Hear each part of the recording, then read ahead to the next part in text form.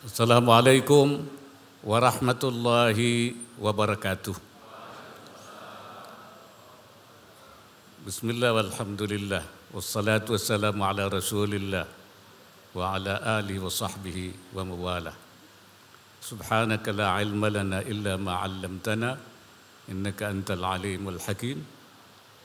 Allahumma rzuqna al-ma'arif ar-rabbaniyah wal lataif ar-rahmaniyah wal asrar ar-rabbaniyah wal waridatil ilahiyah wal mawahib al-ikhtisasiyah wal ulum al-laduniyah wa ballighna rutbatal ihsan wa wahdatul syuhud walhamdulillahi rabbil alamin. Yang saya hormati pejabat Gubernur Kepulauan Bangka Belitung beserta Ibu Syafriati Syafrizal, layaknya beliau ini pengurus majelis ulama ini kayaknya. Sebab fasih betul melafadzkan ayat-ayat. Dan juga seluruh forum koordinasi pimpinan daerah Provinsi Kepulauan Bangka Belitung, para bupati, wali kota atau yang mewakili seprovinsi Kepulauan Bangka Belitung, wakil ketua umum beserta wakil ketua umum MUI Majelis Ulama Indonesia beserta jajaran pengurus pusat dan daerah. Saya dengar ketua umum tidak hadir, sakit. Mudah-mudahan segera diberikan kesehatan. Amin. Para ketua Komisi Fatwa MUI seluruh Indonesia, Ketua Yayasan Bahrul Ulum Sungai Liat serta Ibu Haja Elmina Saiful Zuhri dan para pimpinan Pondok Pesantren se-Indonesia, para pimpinan Ormas Islam dan perguruan tinggi, para ulama, zu'ama dan cendekiawan muslim, ulama al-kiram wa masyayikhana al-fadil, hadirin dan tamu undangan yang berbahagia. Ijtima' ulama Komisi Fatwa se-Indonesia ini forum penting. Karena memang di forum ini dibahas masalah-masalah strategis, masail asasiyah wataniyah, masalah-masalah strategis kebangsaan, masail waqi'iyah mu'asirah, masalah-masalah kontemporer yang menyangkut keumatan, masail kanuniyah, masalah-masalah yang menyangkut perundang-undangan. Masail asasiyah wataniyah ini diharapkan bagian dari tanggung jawab ulama dalam menjaga negara ini. Mas'uliyah wataniyah para ulama supaya negara ini tetap berada di dalam khittah wataniyah, khittah kebangsaan dan kenegaraan. Jangan sampai menyimpang.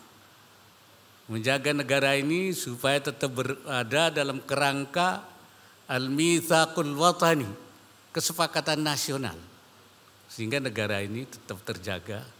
Itulah maka banyak fatwa-fatwa yang dikeluarkan melalui ijtima' ini. Di samping juga untuk kepentingan-kepentingan yang global. Masail waqi'iyah mu'asirah itu masalah-masalah yang terkait dengan keumatan yang dihadapi umat. Dan ini siklusnya 3 tahun sekali. Karena setiap 3 tahun itu tentu ada masalah-masalah yang kemudian direspon melalui ijtima' ulama. 3 tahun lagi ada masalah-masalah yang belum, respon lagi. Jadi masalah-masalah keumatan akan terus terrespon dalam periode 3 tahun sekali melalui ijtima' ulama.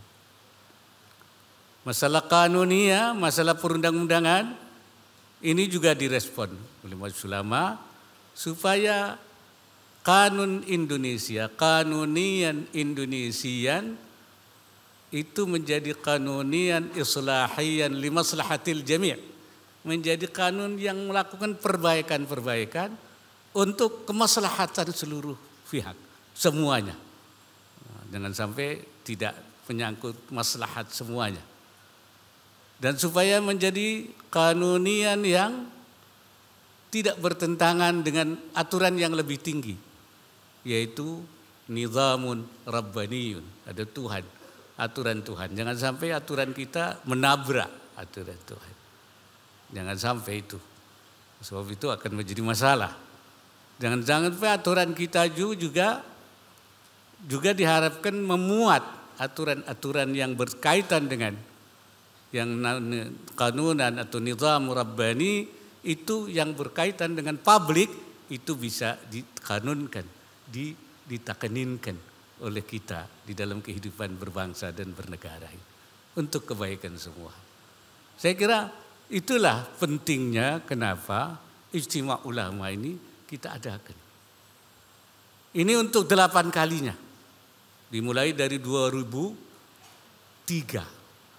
Ketika itu saya menjadi Ketua Komisi Fatwa Majelis Ulama Indonesia.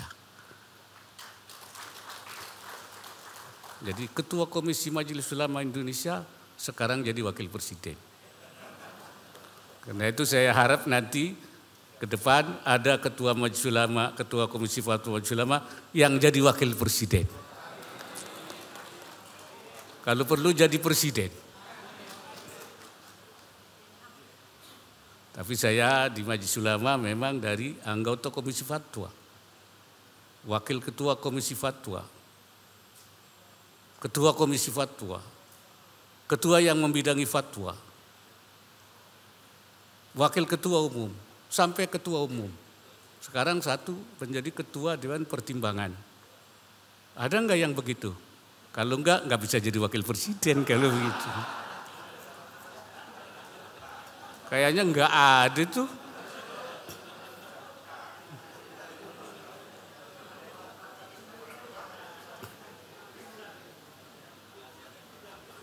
Makanya harus jadi anggota, wakil ketua terus nanti bisa jadi wakil presiden. Hadirin sekalian, banyak hal memang yang sudah saya lupa lagi. Apa-apa saja yang sudah pernah dibahas. Pernah diputuskan di ijtima' itu bahwa bunga bank itu haram, betul ya? Iya, bunga bank itu haram. Karena memang memenuhi kriteria bunga bank itu qardan muajjalan biziyadatin masyrutah. Wakil Presiden tapi komisi fatwanya masih utang yang ditangguhkan, yang diberi tambahan dan diperjanjikan tambahannya di muka. Nah, itu. Maka itu fawaidul bunuk hiyar ribal haram. Bunga bank itulah riba yang haram itu. Memenuhi kriteria. Dan itulah yang menjadi dasar kenapa kemudian dikembangkan perbankan syariah, sistem keuangan syariah. Ya.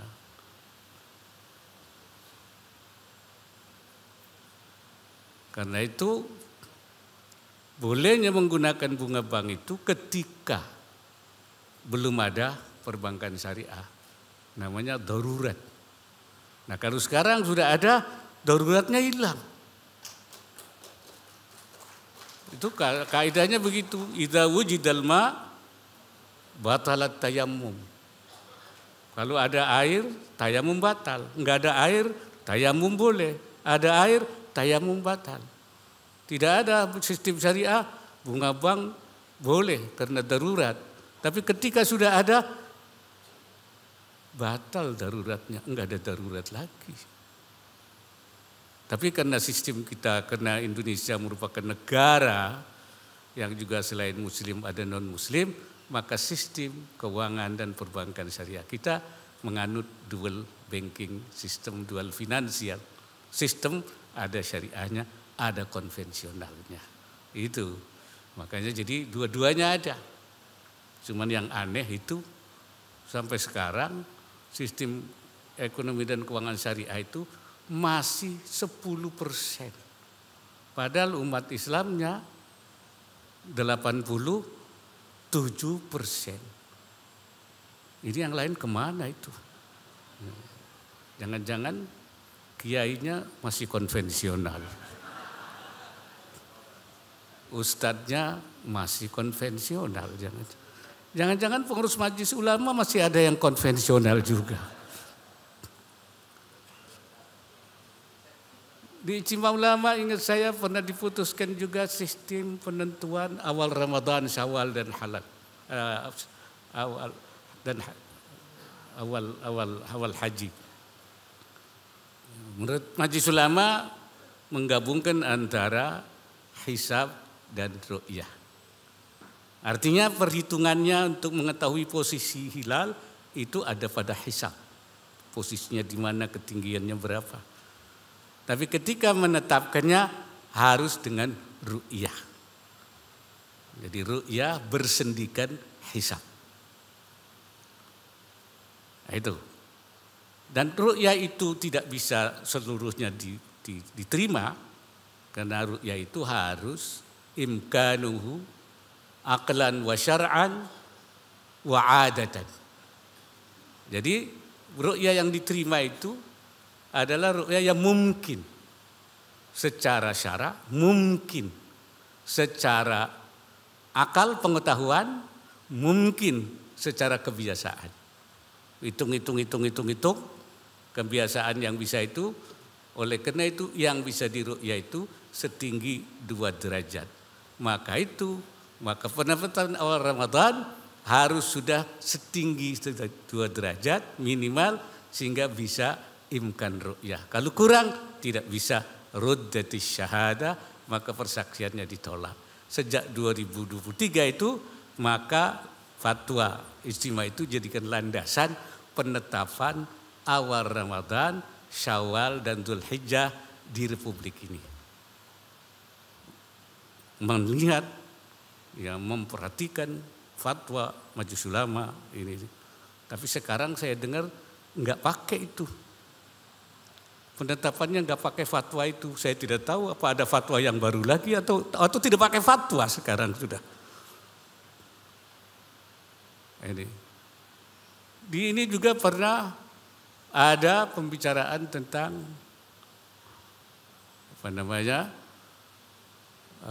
redistribusi lahan di dalam Ijtima Ulama ini. Ya, kenapa? Karena lahan-lahan ini banyak dikuasai oleh kelompok besar supaya tidak kekayaan itu dulatan bainal aghniyah. Maka itu kemudian ada terjadi redistribusi lahan untuk perhutanan sosial. Di sini juga pernah diputus tentang separatisme. Separatisme itu adalah bukan pemberontakan yang harus diperangi. Itu fatwa Majelis Ulama. Pernah dibahas juga tentang bahwa teror bukan jihad. Jihad bukan teror. Teror syai'un wal jihadu syai'un akhar. Jadi itu bukan. Karena itu teror harus diperangi, jihad merupakan kewajiban. Sehingga ini diberikan. Saya kira selama 7 kali pertemuan banyak sekali kontribusi yang diberikan di dalam rangka membangun negara, keumatan, dan juga tentang perundang-undangan. Hadirin sekalian, apa yang sebenarnya ingin dilakukan itu mengajak supaya kita menggunakan standar berfikirnya itu. Manhaj yang kita pakai adalah manhaj samawi, standar langit. Manhaj rabbani, standar ketuhanan. Manhaj imani, standar keimanan. Wa manhaj tasyri'i, standar syariah. Ini. Jangan manhaj ardi, manhaj bumi. Nah, ini bumi ini manhaj wad'i, pikiran manusia tanpa punya saluran ke langit. Dan itu manhaj yang dalam Al-Quran itu Afa araita man ittakhadha ilahahu hawahu. Tuhannya berarti hawa nafsunya, bukan Tuhannya Allah yang Rabbil Alamin. Ini yang kita ingin. Kenapa? Karena memang syariah itu kita yakini sebagai maslahat, sebagai rahmat. Seperti dikatakan oleh Imam Ibnul Qayyim, inna syari'ata mabnaha wa asasaha alal hikmati wa masalihil ibad. Syariat itu bangunannya, asasnya dibangun di atas hikmah-hikmah. Semuanya hikmah. Wa masalihil ibad, dan kemaslahatan hambanya. Wa hiya adlun kulluha. Syariat itu semuanya adil, tidak ada yang tidak adil. Karena enggak ada kepentingan.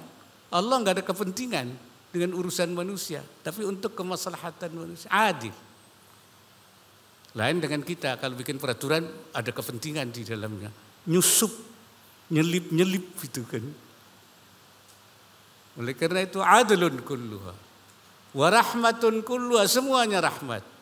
Wa maslahatun kulluha, semuanya maslahat. Wa hikmatun kulluha, semuanya hikmah. Wa kullu mas'alatin kharajat anil adli ilal jur, mana-mana sesuatu yang keluar dari keadilan kepada ketidakadilan. Wa minar rahmati ila diddiha, dari rahmat kepada lawannya tidak rahmat, dari kasih sayang kepada kebencian, kepada permusuhan, dan dari maslahat ilal mafsadah, dari maslahat kepada kerusakan, membawa kerusakan. Wa minal hikmati ilal abad, dan dari hikmat kepada main-main. Falaisat minas syariah, itu bukan syariah, itu bukan syariah. Wa in udkhilat fiha bitta'wil, walaupun dimasukkan dengan takwil, dengan tafsir, ini syariah, tapi bentuknya tidak adil.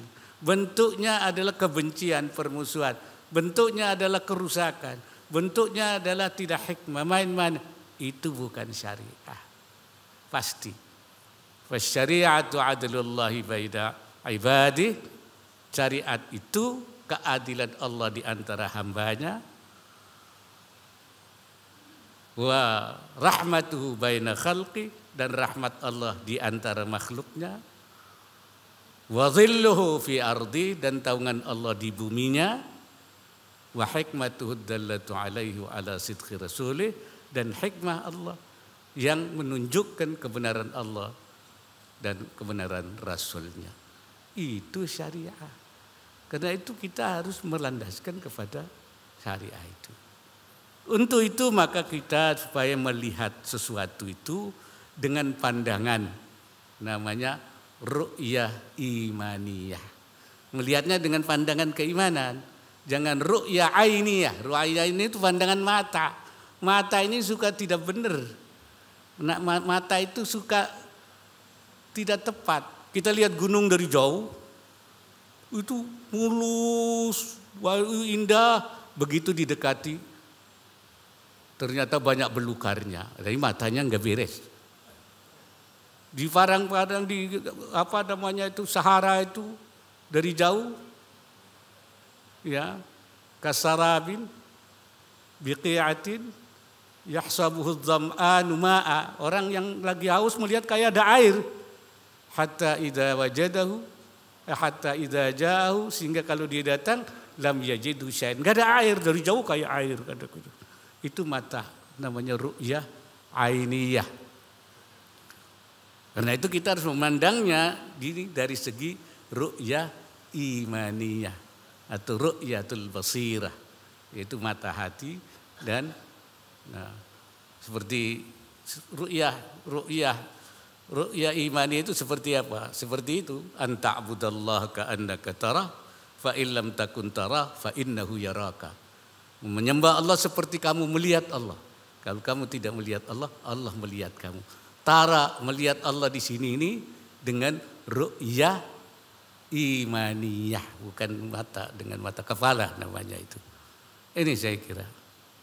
Saudara-saudara sekalian, di dalam kita menyampaikan pandangan-pandangan untuk kebangsaan, keumatan, bahkan juga kemanusiaan, sesuai dengan panduan-panduan syariat. Itu harus dilakukan dengan penuh kesabaran, ya. Dan jangan kita berutus asa karena belum ada yang belum dilaksanakan, belum diterima. Dan jangan nesak, jangan kita kemudian merasa, ini biasanya kadang-kadang merasa hatinya itu susah. Sebagai manusia tentu kita akan merasakan itu. Rasulullah sendiri bahkan juga pernah merasakan itu, sehingga diingatkan oleh Allah. Apa kata Allah? Allaka bakhi'un nafsaka alla yakunu mu'minin. Boleh jadi kamu merasa akan hancur, ya, akibat kesedihan alla yakunu mu'minin, karena orang Makkah itu tidak beriman. Jadi Rasulullah itu merasa hatinya gimana gitu, ya, hancur. Kok belum ada orang yang beriman, masih sedikit gitu kan. Nah, kata Allah Subhanahu wa taala, jangan sedih, ya. Inna sya'nu nazzil alaihim minas sama'i ayatan fadhallat a'naquha laha khadi'in. Kalau saya mau, kata Allah, ya, saya akan turunkan dari langit mukjizat yang membuat tengkuk mereka itu tunduk kepadanya. Saya tundukkan semua, bisa. Seperti ayat yang mengatakan, walau syaa rabbuka la amana man fil ardi kulluhum jami'an. Kalau Allah mau, semua di bumi semua beriman semua, bisa. Bisa. Afatukrihuna nasa, apakah kamu mau memaksa manusia hatta yakunu mu'minin, sehingga mereka mukmin semua? Ini teguran kepada Nabi. Kalau Allah mau mengimankan semua, bisa. Memaksa semua, bisa. Apa kamu mau maksa orang suruh iman semua? Kata Allah, jangan. Iman tidak boleh dipaksa, ya. Iman tidak boleh dipaksa. Allah tidak mau memaksa. Allah bisa seperti malaikat semua. Malaikat itu semua iman semua, taat semua, ya. La ya'sunallaha. Malaikat tidak pernah ada yang maksiat kepada Allah. Wa yaf'aluna ma yu'marun. Malaikat itu semua bisa. Kita juga ada yang dipaksa oleh Allah. Misalnya kita lahir di mana? Kita nggak bisa milih. Pak Gubernur, walaupun sekarang jadi Gubernur Bangka Belitung, lahirnya di Aceh, nggak bisa. Saya milihnya lahir di Bangka, nggak bisa. Betul? Nggak ada orang bisa milih saya mau lahir di mana, nggak ada. Majbur, makhurina, majburina. Orang tidak bisa milih siapa bapaknya, siapa ibunya. Apa bisa milih? Kalau bisa milih, bisa saja. Saya pengen jadi anak presiden. Tapi kan nggak bisa. Ya, itu majbur. Ya kan? Ada yang lahirnya hitam. Ada yang putih. Ada yang hidungnya mancung. Ada yang hidungnya pesek. Apa bisa milih? Kalau bisa milih, mancung semua, nggak ada yang pesek. Semua cakep semua. Makhurin. Itu. Tetapi di dalam masalah memilih jalan hidup, Allah tidak maksa. Supaya milih. Supaya milih. Iman itu biikhtiaril mu'min, dengan ikhtiar kita. Supaya apa? Supaya datang kepada Allah. Ya'ti rabbahu tawa'iyatan mukhtaran. Supaya datang kepada Tuhannya dengan ketaatan yang pilihannya sendiri. Tawa'iyatan mahbubiyatan. Supaya datang kepada Tuhannya dengan ketaatan yang berdasarkan kecintaan. Makanya suruh milih kita itu. Nah, inilah kita istilahnya, kita ingin memilih, ya pilih. Mau beriman apa tidak beriman. Kalau orang sudah beriman, masuk surga. Ya. Kalau yang belum beriman, yaitu fariqun fil jannah wa fariqun fis sa'ir. Ada yang dia milih jalan surga, ada yang milih jalan neraka. Tapi kalau orang sudah mukmin itu man qala la ilaha illallah dakhalal jannah. Semua yang mengucapkan la ilaha illallah masuk surga. Tapi ada yang langsung, ada yang tidak langsung. Sekarang turun milih, mau langsung apa mau tidak langsung. Iya kan? Nah, makanya supaya langsung maka Komisi Fatwa memberi fatwa-fatwa. Ini jalan langsung. Jalannya jalan langsung masuk surga. Nah, yang nggak milih yang tidak langsung boleh saja. Ya, dibakar dulu, dipanggang dulu di neraka. Pilih saja. Ini saya kira yang saudara-saudara sekalian, yang penting itu buat kita istiqamah. Konsisten menyampaikan ini. Ya. Ternyata konsisten itu bukan barang gampang. Sulit. Jalan di tengah, di garis mustaqim itu tidak mudah. Kalau enggak ke kiri, ke kanan. Nabi sendiri juga mengatakan begitu. Syayyabatni Hudud. Surat Hud membuat saya beruban. Beruban itu artinya menjaga. Kenapa? Liqaulihi ta'ala istaqim kama umirta wa man ittaba'aka wa man taba ma'aka wa la tatghaw. Istiqamalah kamu ya. Dan bersama orang-orang dan jangan berlebihan.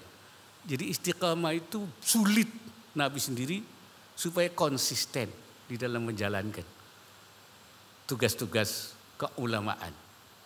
Nah, jangan sampai ada ulama insilah, tahu insilah itu melepaskan diri daripada garis-garis tanggung jawab. Itu Allah memperingatkan kita di dalam Al-Quran.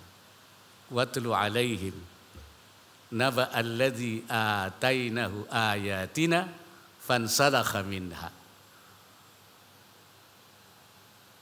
Ceritakan Muhammad kepada orang-orang itu. Orang-orang yang saya berikan ayat-ayat.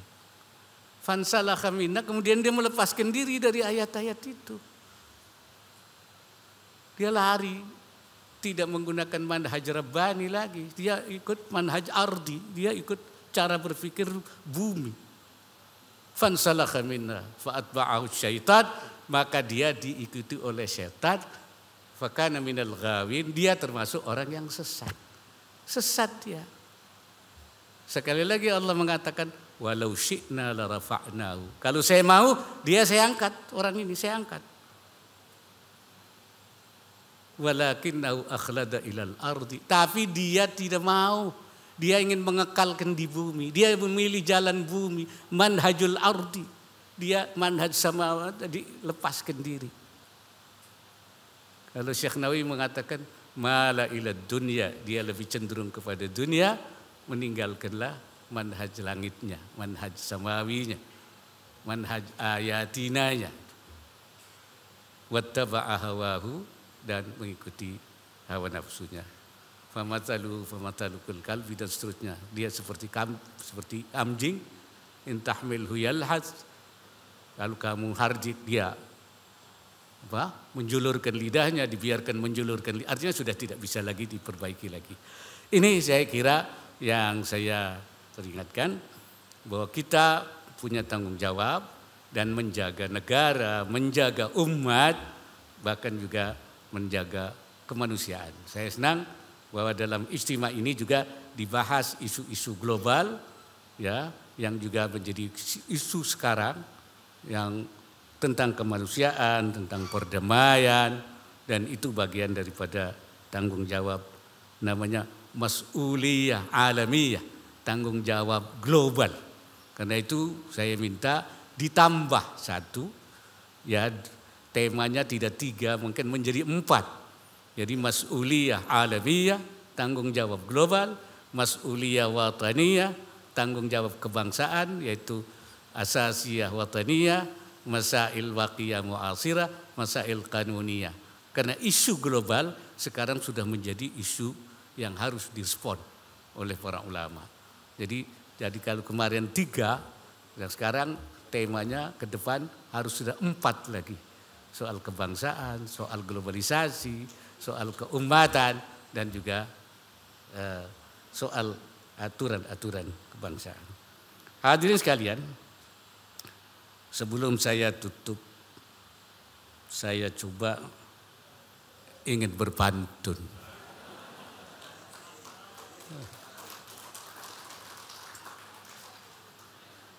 Ini supaya saya ikut Pak Gubernur, Pak PJ.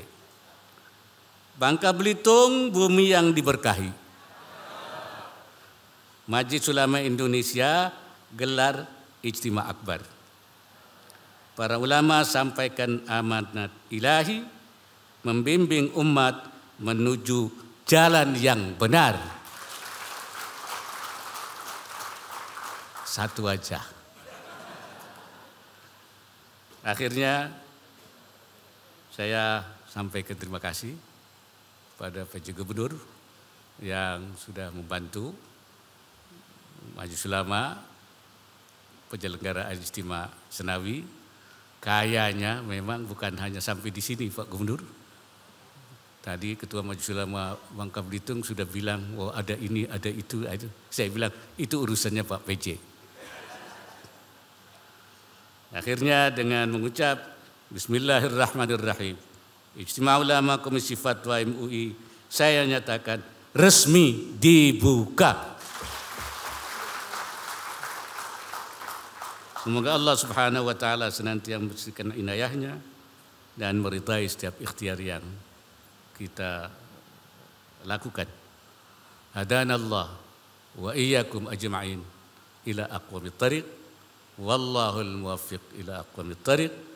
Wassalamualaikum warahmatullahi wabarakatuh.